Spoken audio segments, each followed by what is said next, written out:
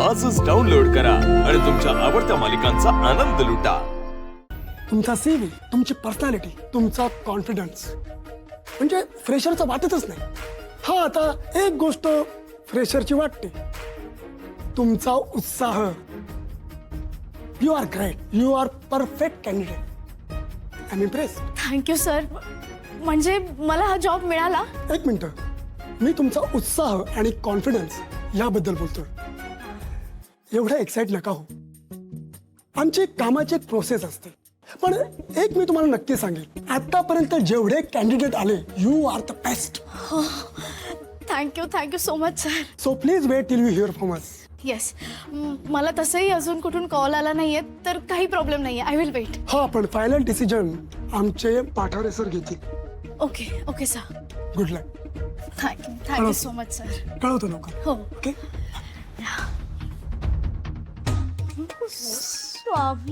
स्वामी thank you so much. मला हा job मिळाला। मम्मी तर ही न्यूज ऐकून वेडीच होईल।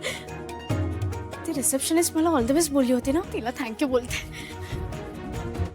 सर सर सर कशी झाली सर मीटिंग? बकवास। हा, म्हणजे मेहनत आपण करायची आणि याला 60% द्यायची। सत्यजित पाठारे सारखा माणूस इतकं वाईट बिझनेस प्रपोजल देईल असं वाटलं नव्हतं मला। सर शाळू बोला सर, आपण त्यांच्याच ऑफिसमध्ये होत आणि सर असं काय बोलताय? ते केवढे ग्रेट बिझनेसमॅन आहेत सर। मग मी काय मजूर आहे?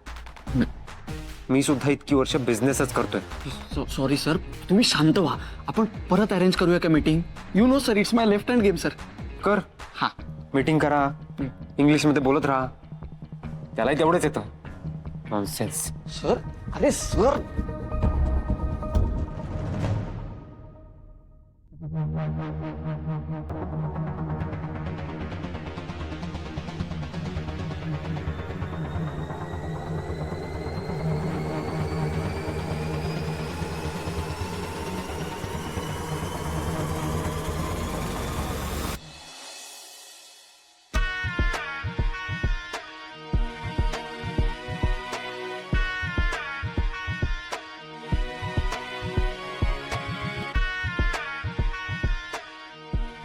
Gautam, good morning.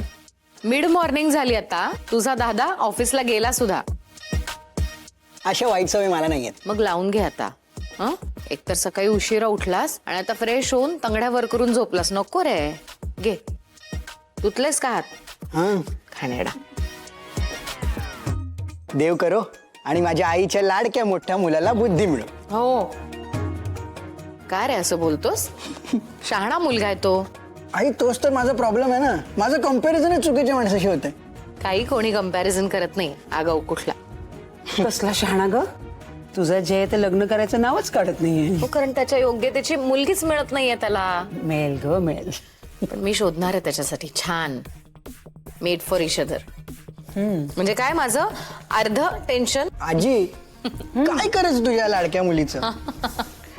दादाचा मुलींची 36चा आकडा आहे आणि तुझी ही गोडुली मुलगी त्याचं लग्न लावायला निघाली। मला नाही वाटत दादाला कधी सुटेबल अशी मुलगी मिळेल। आय मीन, तो स्वतःच शोधेल ना ती। आजी, माझी ना बाप्पाकडे एक प्रार्थना आहे। काय? बाप्पा रे, बुद्धी दे रे दादाला रे, आणि त्याला पण सुंदर अशी एक मुलगी मिळू दे। कारण कसं आहे ना आजी, दादाचं झालं ना का माझी लाईन क्लिअर होईल आणि मी नाही थांबू शकत आता। मला लग्न करायचंय। अरे गौतम, तू तर असं गुडघ्याला बाशिंग बांधून तयारच बसलायस। पण तू जे म्हणतोयस ना, ते मला अगदी पटतंय। असा तर पूर्णपणे विश्वास आहे, या जगामध्ये ना प्रत्येकासाठी कोणी ना कोणी बनलेलं आहेच। देवानं नक्कीच सगळ्यांच्या जोड्या ठरवून ठेवलेल्या आहेत आणि त्याच्यासाठी पण कोणीतरी असेलच ना निवडलेली, जी त्याला नमवेल, त्याला हात जोडायला लावेल, त्याला पाय धरायला लावेल।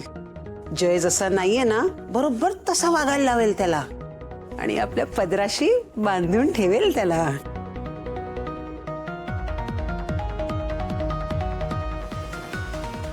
अरे राहू दे, भय पडायची गरज नाहीये। माफ केलंय तुला।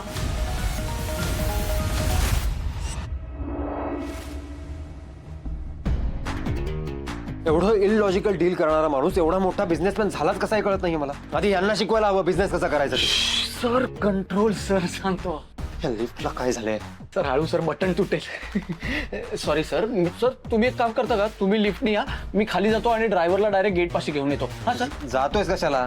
फोन कर ना त्याला. सर केला होता फोन पण नाही लागत आहे. बेसमेंटला आहे ना रेंज नसेल कदाचित. हा तुम्ही टेन्शन घेऊ नका सर, मी जातो. तुम्ही एक काम करा, तुम्ही दीर्घ श्वास घ्या. मी जातो सर. नाही सर. खरं आहे बाबा, जयला योग्य थँक्यू योग्य असा जोडीदार मिळायला हवा. मिळेल ग, नक्की मिळेल. मॅम पण माणसं बदलतात हा.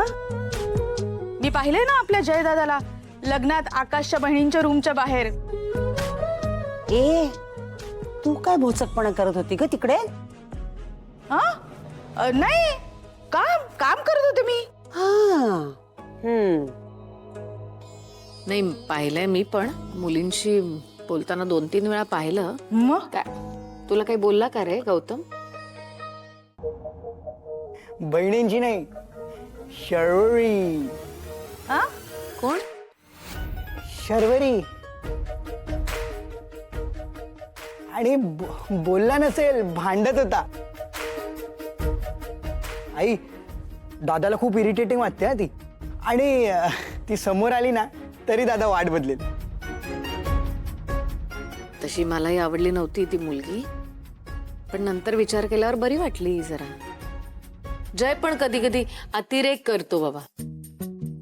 एनिवेज तुम्ही दादाच्या लग्नाची तयारी करा, मी माझ्या करतो. शोधून येतो. काय शोधून येतोस? मुलगी काय? Naughty girl. चुकीचं काहीतरी ऐकतेस हा. आलोच. आलो. हाय. हो येस. भेजा काही कळतच नाही ग ह्या मुलाचं. बरं ऐक, मी आहे ना जरा देवळात जाऊन नाही ग मैत्रिणींना भेटून येते. ड्रायव्हर घेऊन जा. हो.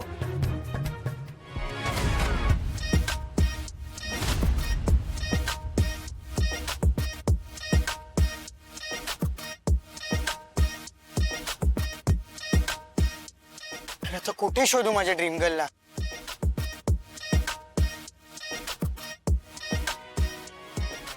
दादा या मुलीला इथे बघितलंय का? नाही.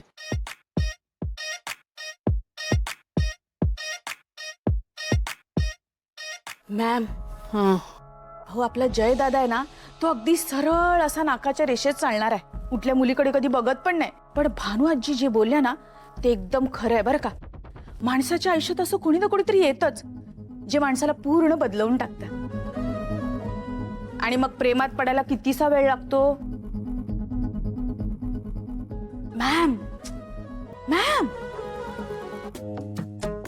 लक्ष ठेवायला लागणार आहे, नाहीतर कोणीतरी गरीब चाळीतली पोरगी यायची तुमच्या डोक्यावर मिऱ्या वाटायला.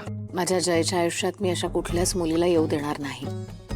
आणि माझा जय काही माझ्या शब्दाबाहेर नाही. हो हो हो तू खाण्याचं पहा. आलेच.